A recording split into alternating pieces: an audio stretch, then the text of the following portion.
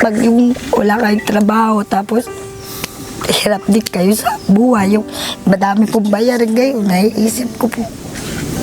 Siya na po kayo, Kuya Marcos. Yes, lang. Nang nakalipas na araw nga ang nakausap ko ay ang bunsong anak ni Kuya Mark at ngayong araw ay ang kanya namang may bahay. Minsan may pagdaan din naman pong mainit din ang ulo, pero pinababaya ko na lang pag minsan. Di pag minsan naman wala na. Di, siguro pag may time na pag po siya walang trabaho, siyempre mainit po ang ulo guys.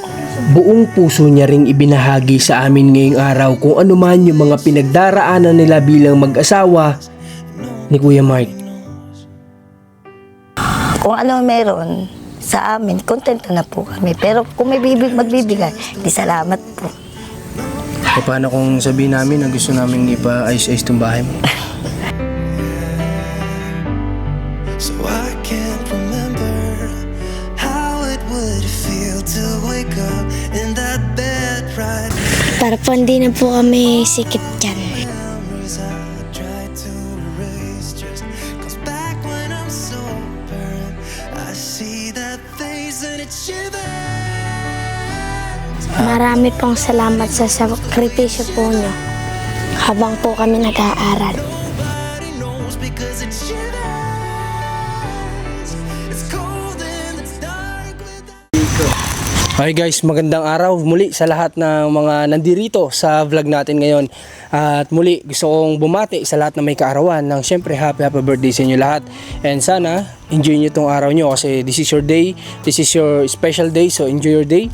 Ayun lang naman yung mahalaga at dapat hindi lang tuwing may kaarawan tayo masaya. Dapat piliin natin laging maging masaya araw-araw kasama yung pamilya. Okay? So ngayong araw ay dito na naman kami sa lugar nila Kuya Mark kasi sa mga nakapanood kahapon o sa mga hindi pa panoorin nyo, may vlog kami kahapon. Pumunta kami dito kala Kuya Mark para nga sana ipaabot yung sorpresa natin at alamin yung rason din na sa kanya natin mismo marinig.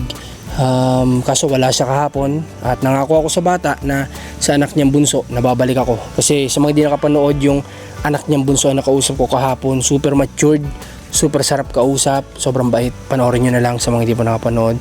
Then ngayon kasama ko si Mac, kami dalawa, wala siyang pasok kasi may something sa school na hindi naman kailangang okay, kaya tara pasok tayo dito sa area na to at bababa muna ako sa kung nasan ako ngayon. Tara. Ba't kasi napunta-punta ako dito? Sino ba kasi nagsabi dito ako mag-intro? Pag ito nagbagsakan ba ito na ito? Tara! I've been cynical, oh so cynical. Never thought somebody could save me from another fall, from another scar. But I'm all healed up, standing steady. I couldn't see colors, it was all in gray till you showed me every shade. Ano kaya na yung rason ni Kuya Mark bakit hindi na siya nagpasok kaya hatinin niya? Kaya po hindi siya nakapasok, di ka po isang linggo nagkatrangkaso. Ay sabi ko, wag ka na munang pumasok at baka mabahinat ka. Siyempre po, paano po hindi siya nagkasakit nun? Ulanin at arawin. Siya po kasi nababasa yung kapag punta di ulang-ulan. Ulan. Tapos wala man po siyang dalang kapote. Siyempre nagkalagnat. Siyempre po hirap din. Sabi ko, wag ka munang pumasok. At gawa din naman ng ako ihirap din. Wala pong magsundo sa mga bata. At dito ngay napagtanto ko na ito ay hindi alam ng asawa ni Kuya Mark at naisip ko rin na mas ginusto na lang talaga ni Kuya Mark na maging private ito. Ay sabi ko, di sasabihin ko na lang kay Kuya Marcos, pag nagparni, di sasabihin ko yung gayon, pasensya na. Opo. Pero sila naman ni ate niya, mayroon ba silang hindi pagkakaunawan? Hindi, wala naman po. Ha? Wala naman po. Wala naman. Wala naman po, dahil isang araw nakita ko yung dalawa ng Ate Lindy at ni Isel, nagpunta nga po doon. Parang pag hindi po Miyerkules yun, nagpunta doon. Saan po nagpunta? Sa palengke, bumili sila ng isda. Okay. Nakita nila ako. Binigyan ko ng isda. Sabi ko pang-ulam din nila doon. Okay. So, ganito nanay, Nung pagpunta ko doon talaga, 'di ba, kakagaling ko lang dito kasi noon din nung binisita ko siya nung may sakit siya. Opo. Tapos nga sabi ko sa kanya, pasok ka kinabukasan, aantayin kita doon kapag ka okay ka na. Eh nagtaka nga ako kasi 3 days na tinatanong ko kung pupunta si Kuya Mark, hindi pa daw. So sabi ko nga gusto kong malaman din sana that time kung ano yung problema.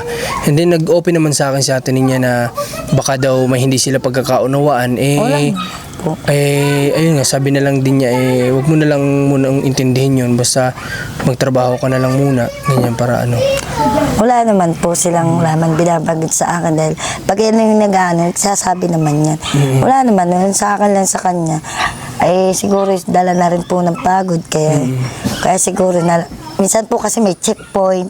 Ang naano niya, baka mamay mahuli siya. Wala po siyang lisensya. Yun din po. Okay, so ganito Nay. Sa totoo lang po Nay, si Kuya Mark naman kumbaga mabuting tao naman si Kuya Mark, di ba? Bilang asawa, alam mo naman siguro yun. Kasi nakita ko din yun nung mga panahon na nagkakasama-sama kami na sinasamahan yung kapatid niya sa nung kasagsagan na lumalaban pa sa atin niya dun sa RTIA, di ba, kasama namin si Kuya Mark. Kahit na alam kong pati trabaho niya naapektuhan na talaga. Pero yun nga Nay, kaya din nandito ako kasi talaga sa totoo lang gusto ko din makatulong kay Kuya Mark, sa totoo lang, kasi siya din ay kapatid din ng binipisyar namin na sa atin niya. So gusto ko din sana makatulong sa kanya, kaya kami nandito rin. Pero Nay, sa ngayon may trabaho ba si Kuya Mark na ano? Ngayon po wala. Wala? Paano Nay? Paano ang ano nyo? Paano pang araw-araw nyo? Di ako po nagtitinda sa bayan. Ikaw ba'y nakikitinda lang ng isda? O sarili mo? Hindi po. Minsan po tindera ng kapatid ko, minsan pag may nagpapatinda, pinahango sa akin, di binibigay po. Kumbaga, utang ko lang din po. Pagkakaubos, babayaran. Kayo po. Hindi ka naman nahihirapan. Sakto. Kasi sa ngayon, ikaw yung kumikilos Wala pong magagawa, ganyan talaga. Mabuti na nga lang din, nakatapos na kayo sa motor nyo. Opo, awa ho ng Diyos. Di, ang bubunuin naman pambayad sa lupa. Pero itong mga anak mo, nasusustentuhan naman ng nila, baon nila sa school. Oo naman po. Di, pag alimbawa ko ang kita ko yung sobra po, nabili na po ako sa bayan ng kanilang baonin kinabukasan para po, hindi na po ako bibili sa tindahan. Kasi gayon din naman po bibili sa tindahan. 10 mas makakamura sa palengke. May tatanong ako sa iyo, Te. Ano ulit pangalan mo? Charmy po. Si Ate Charmy.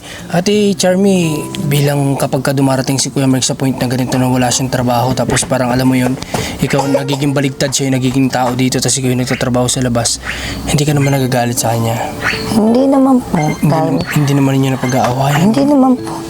Minsan may pinag-aawayan po kaming yung pagka-alimbawa hindi ko gusto yung ginawa niya, yun, nagagalit po. Pero pag alam ko naman pong wala siyang trabaho, anong gagawin po? Lang ang kagalitan ko, magalit ako sa kanya, wala rin namang magagawa kundi, gayon, tulungan na lang po.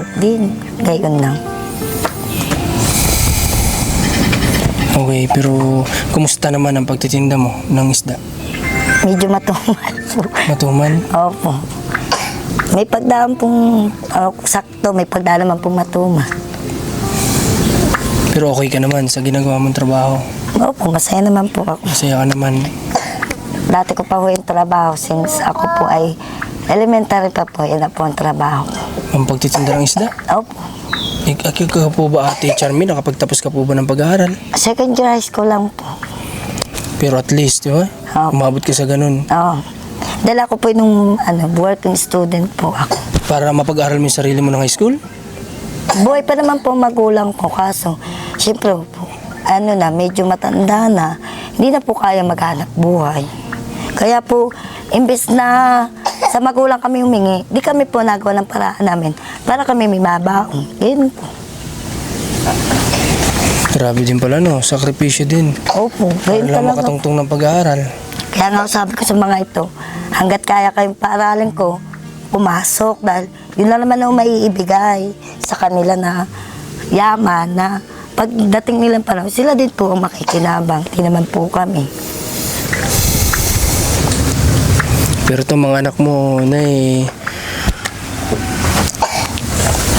sa pag-aaral nila wala namang problema. Wala naman po. Ayos naman po sila. Wala naman pong reklamang teacher. Wala naman. Wala naman. Kasi nakita ko naman sa mga Matataas anak mo. naman po ang marka nila. Maganda. Kasi nakita ko naman din sa anak mo, ate, na mga matatalino sila. Alam mo, bilib nga ako sa mga anak mo kasi lahat sila marespeto eh. Natuturuan nyo talaga sila ng tama. Diba? Gawa po ng pag po ako'y naalis, sadyang sinasabihan ko sila na huwag kayo mag-aaway-away. Kailangan magtulungan kayo kasi hindi naman po habang buhay. Ang magulang ay nandyan. Ito pong mga anak mo na ay madalas ano yung kalimitan na halimbawa inuulam nyo rito kapag nagsasalo-salo kayo. Isa po isda. Isda ang madalas. Opo, hindi naman po kasi sila masyado sa gulay. Baka mabalik Pero kahit paano naman, hindi naman umaabot sa punto itong mga bata na nakakaulam sila ng ng asin po. mga ganyan. Hindi naman. Sa awa ng Diyos. Awa ng Diyos po, pinakamababa na humulam ay din. Kasi may sardinas. Di kaya wala kami, kanton, gayon po. Napagtanto ko rin na isa silang bubuting magulang dahil kahit kailanman sa hirap ng buhay ay hindi nila kahit papaano hahayaan na maranasan ng kanilang anak yung kagaya ng nararanasan ng iba. Okay naman. Pero itong mga bata, hindi naman sila nawawalan ng baong kapag papasok. Hindi naman po, kahit po tagbe-20 meron sila. Sino magulang, di ba? Magagawa ng diskarte, gagawa ng alam mo ng paraan para lang yung mga bata ay kahit paano ay hindi rin naman sila kaawa-awa sa school na papasok na wala man lang laman ng tiyan. Kapag na break time, lahat ng kaklase kumakain, tapos sila nakatunganga lang, di ba? Ay, mas gusto pa po nila kumain sa recess ng kanin. Kaysa po yung, may baon naman po sila. Ang ginagawa nila, kanin po kinakain nila. Tapos, panghimagas nila yung baon. Ay, okay. Ganun Kasi lang mas ginagawa nila. busog sila doon kaysa po doon sa mati natin na pa. May tanong ako sa Ate Charmy. Dito naman po sa dinadanas ninyo mag-asawa, bilang dito sa tahanan ninyo, kumusta naman yung pagsasama ninyo bilang mag-asawa dito? Ano yung pinaka-worst na pinagdadaanan ninyo? Pinakamahirap na pinagdadaanan nyo bilang mag-asawa dito? Siguro po yung time na pag yung wala kayong trabaho tapos hirap din kayo sa buhay. Yung madami pong bayarin ngayon, naiisip ko po. Siya na po kayo Marcos. Yes, lang.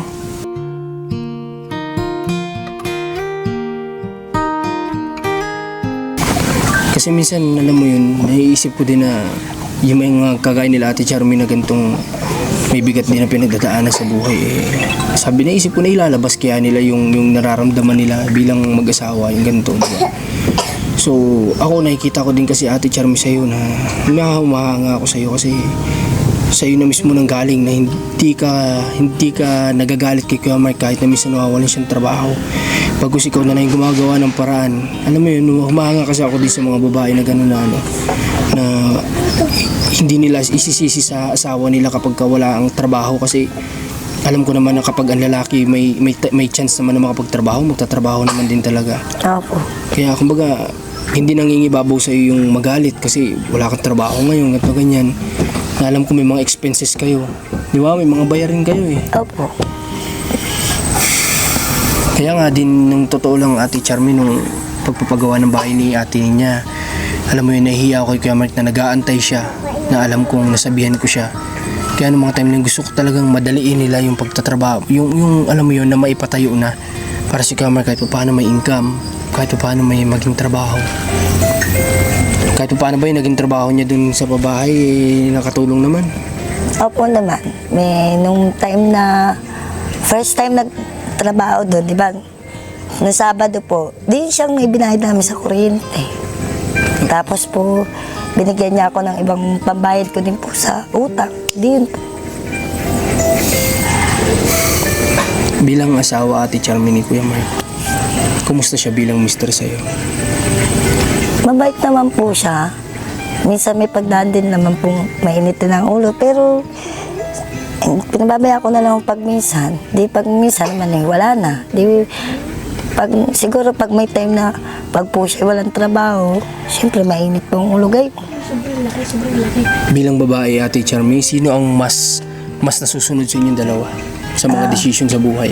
Minsan siya po, kasi kahit halimbawa gustuhin ko man yun, pag ayaw niya, hindi ko na po pinipili. Tama yun.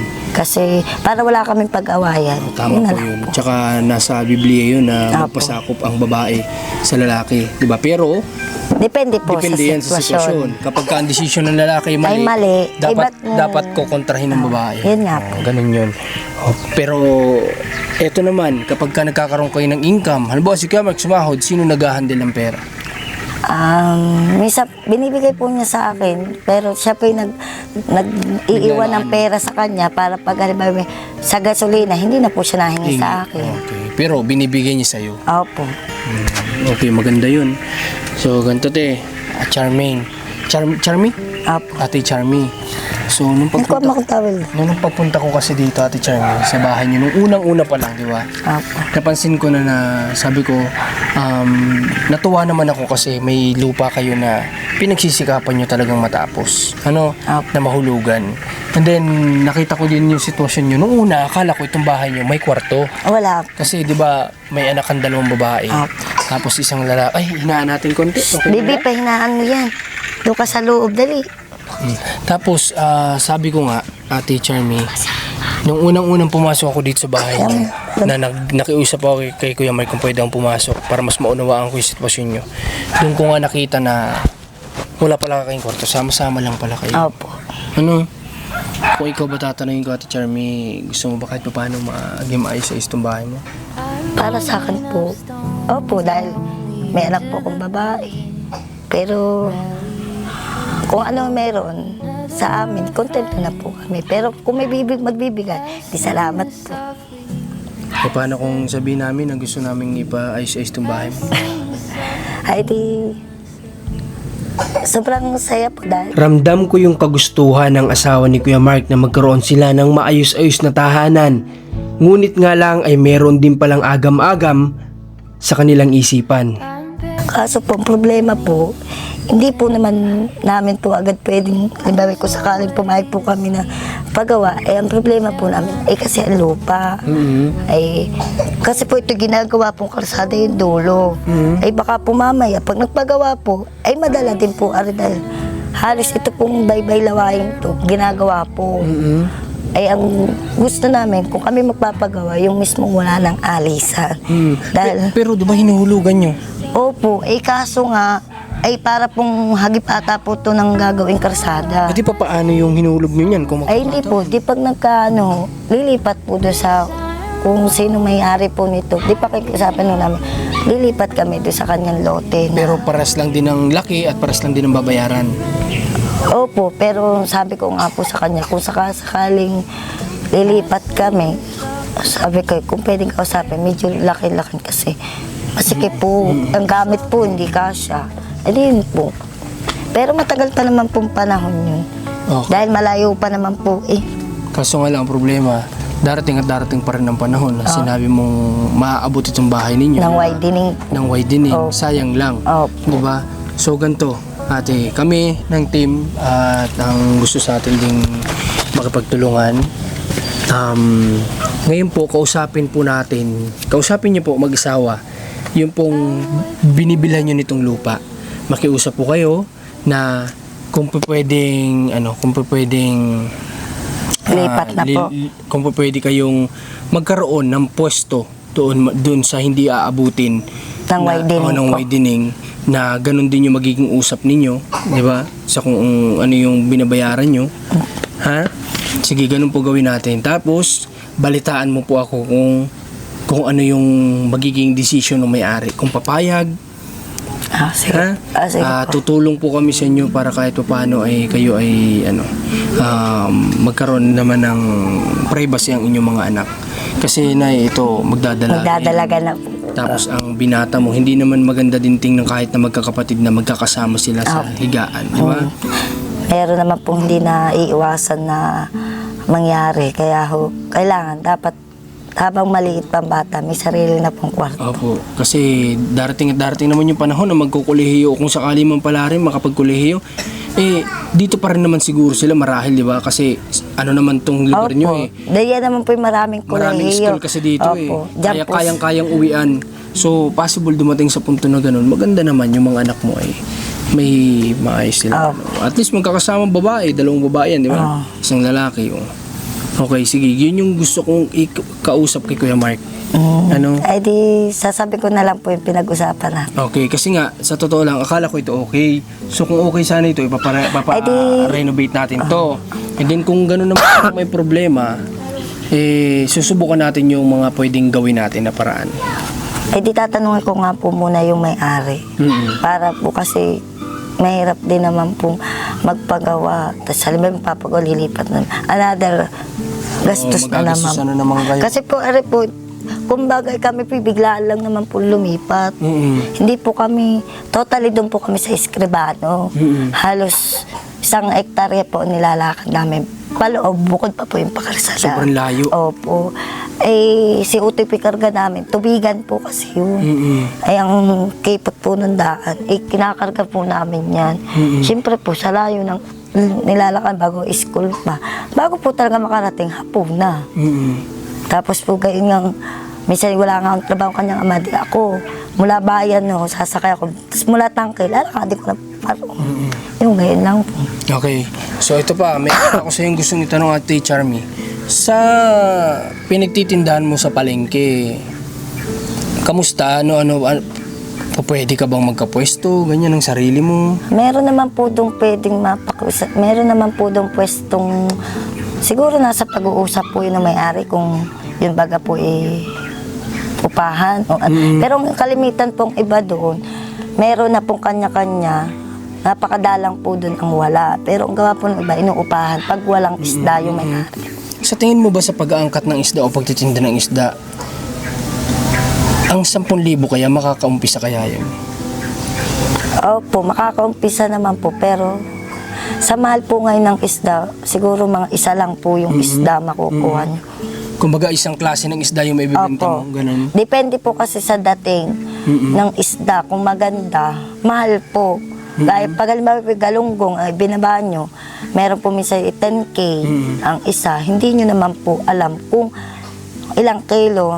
Tapos mamaya sa pagbibili, lugi pa po kayo. Dahil kailangan, sa 10K na yun, wala pa pong gastos. Kailangan may palabas nyo po, may git 10. Kung lumabis man yung mga 11, halimbawa mga 10.5 po kasama yung gastos, di magiging 11 po. Di 500 lang po ang ma-i-income nyo. Yung pong ileles nyo pa po yung bayad nyo sa upa. Yung pong kain nyo pa. Di syempre wala din po. Yun po. Okay, sige, so ganito. Ikaw ba, tatanungin na lang kita, ano yung iba pang alam mo na pwede mong maging negosyo? Ano po, ako po nung dalaga po kasi nagtitinda rin po ako sa mga grocery. Di, bukod po sa pag-isda, nag-grocery din po ako. Tsaka yung iba po ay yan nga po, pag naglalako po ako ng isda. So ano ang pwede mo sa tingin mo maging negosyo kung tatanungin kita? Ano ba yung pwede sa'yo? Siguro po mas komportable po ako siguro maalin lang po sa isda o di kaya po sa halimbawa may sarili po akong tindahan na maliit yung gapong kung gaya halimbawa sa bayan yung may tatanong ako sa'yo, Te Charmy. Dito ba bawal ba dito yung yung lumilibot ka ng isda? Bawal ba dito? Kung marami nang gumagawa? Madami naman po. Depende po kasi yung iba po kasi hindi naman po napasok. Kumbaga sa mga lang po, highway lang po, malalap. Ako naman po, by iskinita po ako. Bakit hindi natin pwede bang subukan na, alam mo yun, imbis na yung motor ni Kamark pwede nating lagyan yun ng, palagyan natin ng pwedeng iikot ninyo? Hindi rin po pwede na halimbawa kasi mahirap din po pag yung kami pareho. Okay. Ang dapat magkahiwalay talaga kayo ng trabaho. Opo, kasi Sige, ganito na lang para bibigyan kita ng time para makapag-isip ng final decision mo kung ano yung gusto mo na maging negosyo, at kami din ay willing din kami na bigyan kayo ng panimula. Basta sabihin nyo sa akin kung ano yung naiisip nyo na tingin nyong doon kayo magaling at kaya nyong mapalago. Ha, Teacher Mi? Sige po.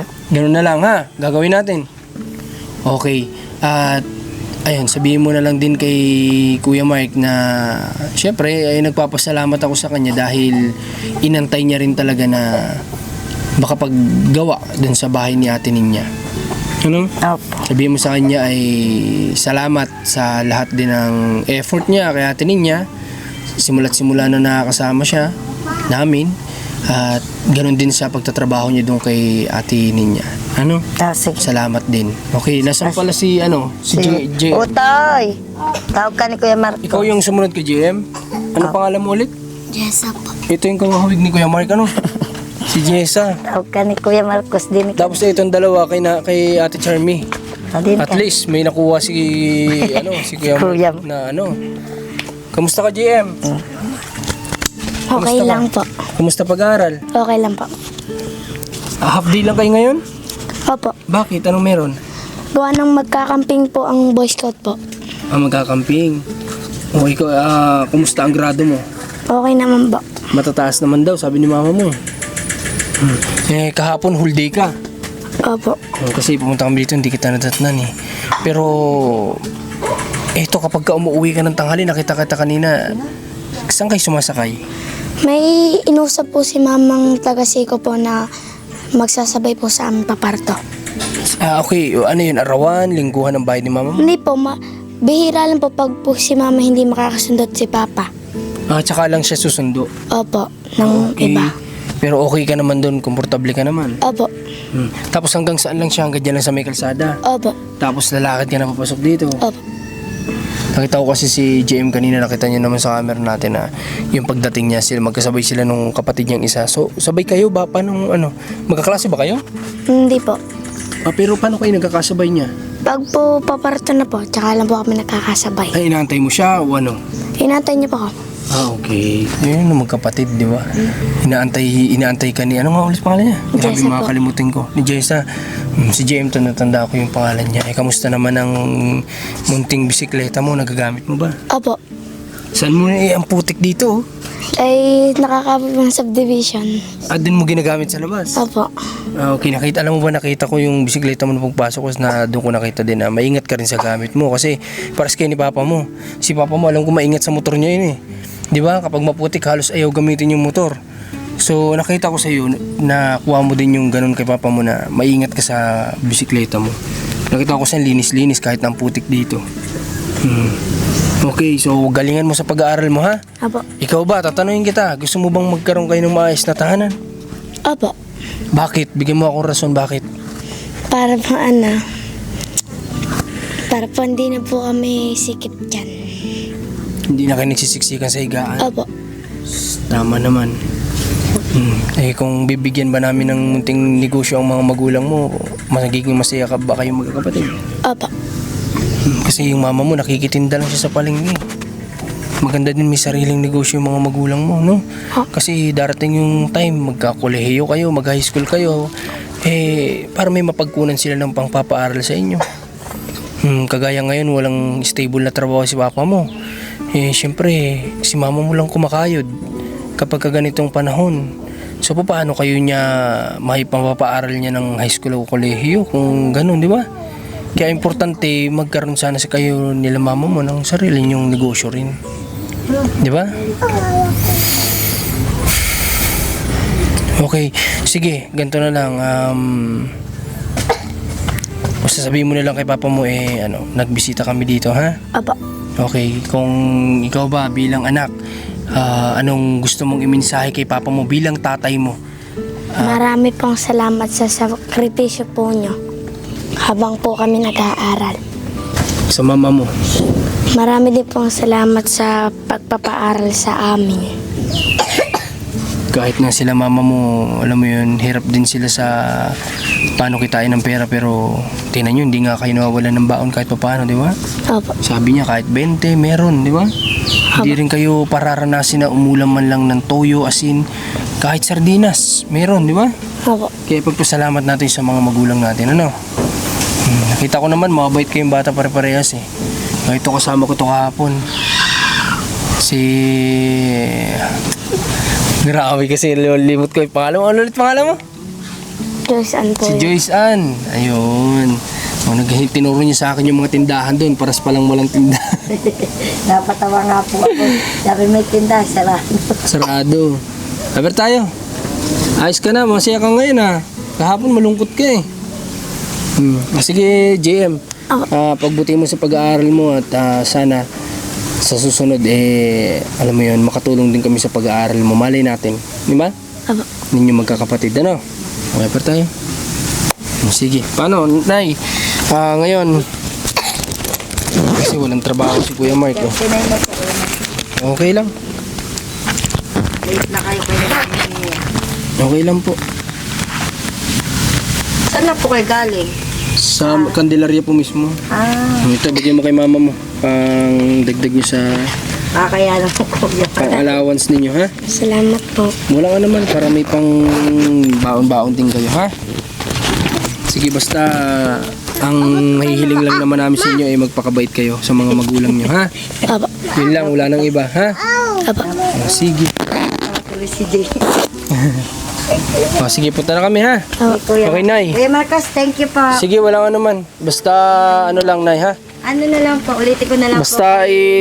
tembrehin nyo ako kung ano yung magiging decision ng may-ari, ha? Sige. Dito ba sa likod hindi na pwedeng kumabig dyan? Hindi na po, lawayin na po yan. Okay. Ito na po mismo pinaka, namin. Pinakang sakop lang. Pero may naman po kami di dyan, magsasabi po dyan. Dito sa harap. Opo. Pero po, ang may-ari po nariyari po nakakulay blue bahay. Okay. Matanong ko pala ito, ate, ito ba may plywood sa Wala loob? po. Ano yung nagpapatigas sa kanya dito? Kahoy po, yung Okay. Siya lang pong bumuo nito. Kaya pala, sabi ko kasi guys, parang matigas. Siguro may plywood sa loob. So ito pala, lata lang talaga, flat sheet lang talaga. Opo. Alam mo ba kapag umuulan to, alam ko pasukan maingay yung to. alam niyo. Hindi Di ba? po. Paglaan po kakalampagin, yun.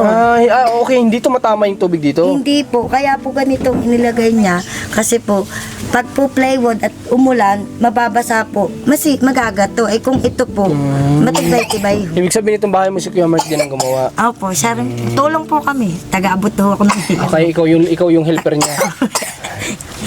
Okay guys, so yun. Pupunta na rin kami at maraming salamat sa pagsama nyo sa amin dito. At ganun din sa sa mga taong gusto rin tulungan tayo para din dito kala Kuya Mark. At dahil yun nga, para nang sa ganun ay hindi lang din si ate ninyo yung natulungan natin, pati rin maging kapatid niya matutulungan din natin, di ba?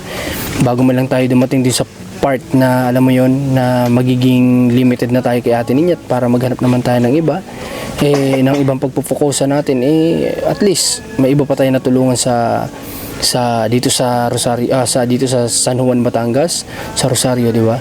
Ayun lang naman. Maraming salamat ulit sa lahat ng sumama sa amin ngayon ni Mac, and then pag-pray natin tong family nila na sana maraming pagpapalan dumating, and then ayun, gabayan sila ni God at sa pwede nilang maging panibagong buhay, At itong mga bata ay, lalo na to si JM din, na sa likod ng Kapansanan, patuloy sa pag-aaral, di ba? Sana someday may marating si JM na kung ano yung gusto niya talaga, na magiging applicable para sa kanya, di ba?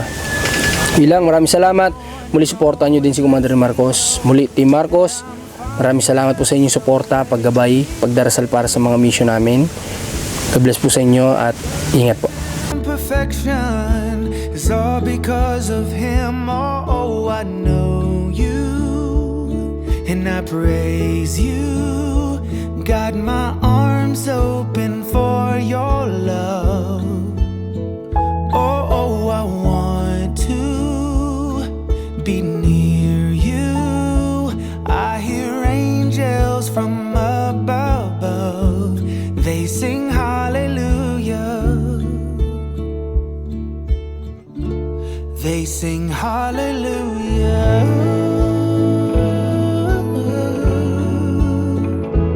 Oh. They sing hallelujah.